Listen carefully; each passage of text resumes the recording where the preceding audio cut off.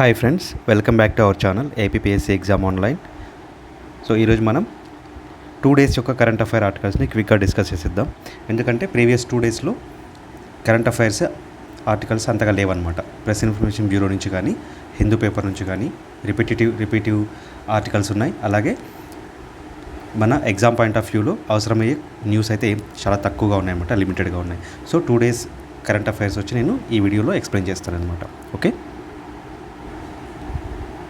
UN head క్వార్టర్స్లో mid term review of Sendai framework for disaster risk reduction అని కార్యక్రమం జరిగిందనమాట. ఓకే, సో దీనికి సైడ్ లైన్స్గా ఇండియా మరియు జపాన్ 2 కంట్రీస్ యొక్క డిజాస్టర్ మేనేజ్మెంట్ అథారిటీస్ ఉంటాయి కదా, హైయెస్ట్ అథారిటీస్.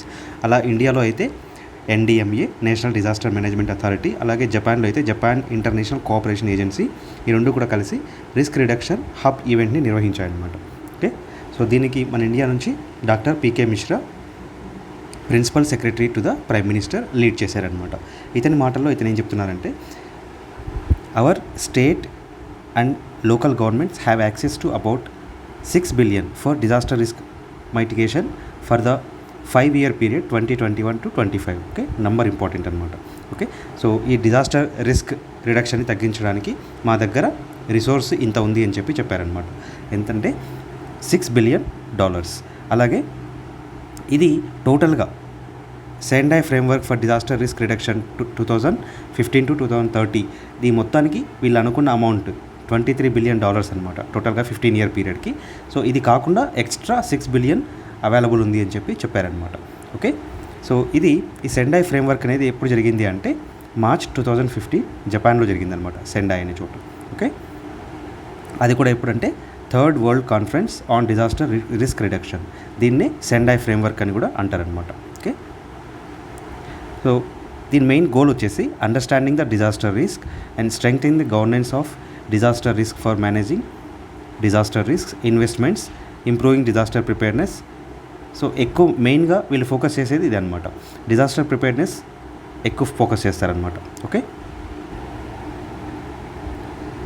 మన ఇండియాలో యూనియన్ గవర్నమెంట్ యొక్క అన్ని మినిస్ట్రీస్ అలాగే డిపార్ట్మెంట్స్ అనమాట, మినిస్ట్రీకి సంబంధించిన డిపార్ట్మెంట్స్ యొక్క కంప్లీట్ రిపోర్ట్ అనేది ఎవ్రీ మంత్ ఈ సంస్థ, okay, డిఏఆర్పిజి, department of administrative reforms and public grievances, ఈ సంస్థ అనేది ఒక మంత్లీ రిపోర్ట్ అయితే ఇస్తుందన్నమాట. ఆ మంత్లీ రిపోర్టే సెక్రటేరియట్ రిఫార్మ్స్ అనేది ఒక మంత్లీ రిపోర్ట్ అనమాట. ఈ మంత్లీ రిపోర్ట్ని ఎవరు ఇస్తారంటే డిఏఆర్పిజి, department of administrative reforms and public grievances. Okay, ఈ ఎవ్రీ మంత్లీ మ్యాగజైన్ ఇస్తుంది కదా, ఈ మంత్లీ మ్యాగజైన్లో ఈ మంత్ కూడా కొన్ని డీటెయిల్స్ ఇచ్చారన్నమాట. బట్ ఆ డీటెయిల్స్ అనేది మనకి ఇంపార్టెంట్ కాదు, బట్ ఈ సెక్రటేరియట్ రిఫార్మ్స్ అనే ఈ మంత్లీ రిపోర్ట్ అనేది ఎవరు ఇస్తారు అనేది ఇంపార్టెంట్ అనమాట. ఓకే, సో ఇదొక ఇంపార్టెంట్ ఎంఓయూ అనమాట, వాటర్ సెక్యూరిటీ గురించి. ఇది ఇలాగే గుర్తుపెట్టుకోండి. IIT Madras tied up with Israeli government. Okay, so ఈ వాటర్కి సంబంధించిన ఏవైనా ట్రీటీస్ జరుపుకుంటున్నాయి లేదా ద్రోణికి సంబంధించిన ట్రీటీస్ జరుపుకుంటున్నాయి అంటే అది ఆల్మోస్ట్ ఎప్పుడూ కూడా ఇజ్రాయెల్ కంట్రీనే ఉంటుందన్నమాట. ఓకే, సో ఇక్కడ IIT Madras ties up with Israeli government for water security అనేది గుర్తుపెట్టుకోండి.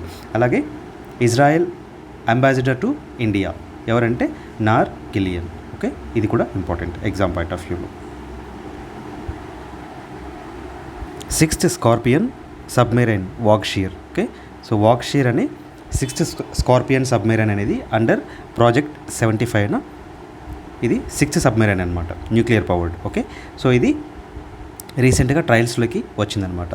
సో సీ ట్రయల్స్ చేసిన తర్వాత ఇది 2024లో కమిషన్లోకి అవుతుందన్నమాట, అంటే ఇండియన్ నేవీలోకి అఫిషియల్గా కమిషన్లోకి వస్తుందన్నమాట. ఓకే, సో ఈ ప్రాజెక్ట్ 75 అనేది ఒక బిగ్గెస్ట్ ప్రాజెక్ట్ అనమాట. ఇది 30 years దీని లైఫ్ అనమాట, ప్రాజెక్ట్ 75 అనేది. ఓకే, సో ఈ ప్రాజెక్ట్ 75 అనేది ఎప్పుడు ఇనిషియేట్ అయింది అంటే కార్గిల్ వార్ తర్వాత అనమాట.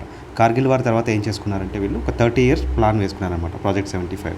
Okay, with the help of French technology. Project 75 అనగానే మీకు గుర్తుపెట్టుకోవాల్సింది ఫ్రెంచ్ టెక్నాలజీని తీసుకుంటున్నారనమాట.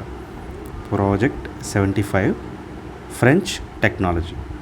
సో ఫ్రెంచ్ టెక్నాలజీ యూజ్ చేసి, సో ఇండిజినస్గా అంటే మనం సొంతంగా మన కంట్రీలో సబ్మెరైన్స్ని తయారు చేయడం అనమాట. Submarines indigenously with the help of French technology. అలా టోటల్గా ఎన్ని సబ్మెరైన్స్ చేయాలి అనుకున్నారంటే 30 submarines for the period of 30 years. Okay, so ఇందులో 24 సబ్మెరైన్స్ నార్మల్ అనమాట, డీజిల్ పవర్డ్ సబ్మెరైన్స్. కానీ 6 సబ్మెరైన్స్ ఉన్నాయి కదా, రిమైనింగ్ 6 వచ్చేసి న్యూక్లియర్ పవర్డ్ అనమాట.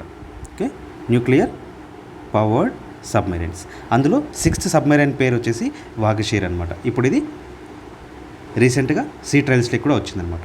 సో ఫస్ట్ వచ్చేసి ఐఎన్ఎస్ కలావరి. మనకు తెలుసు కదా, ఒకసారి ఈ 6 నేమ్స్ మనం చూద్దాం. ఇవన్నీ మనం ప్రీవియస్ ఇయర్ నుంచి చూస్తున్నాం అనమాట. ఓకే, ఐఎన్ఎస్ కలావరి కమిషన్ అవ్వడం ఇలా అన్నీ చూస్తున్నాం కదా. INS Kalvari, INS Khanderi, okay, అలాగే INS Karanj, INS Vela, INS Vela, INS Vagir, అలాగే INS Vagsheer. Okay, INS Vagsheer. So ఇవి 6 సబ్మెరైన్స్ అనమాట, nuclear powered. Okay,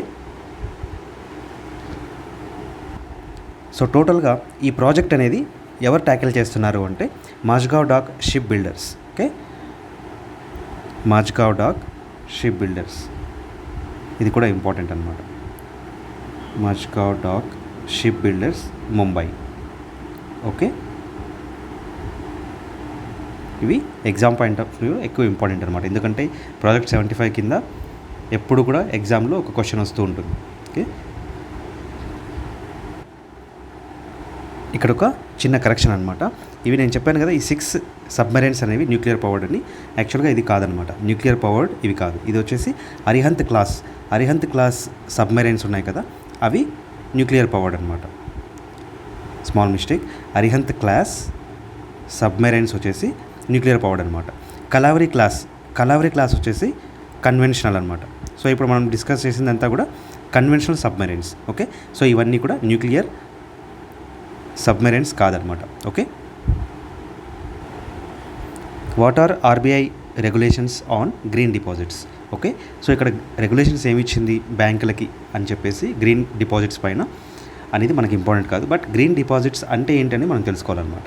okay, so green deposits are not very different from the regular deposits, but major difference is that the banks promise to earmark the money that they receive as green deposit towards environment friendly projects.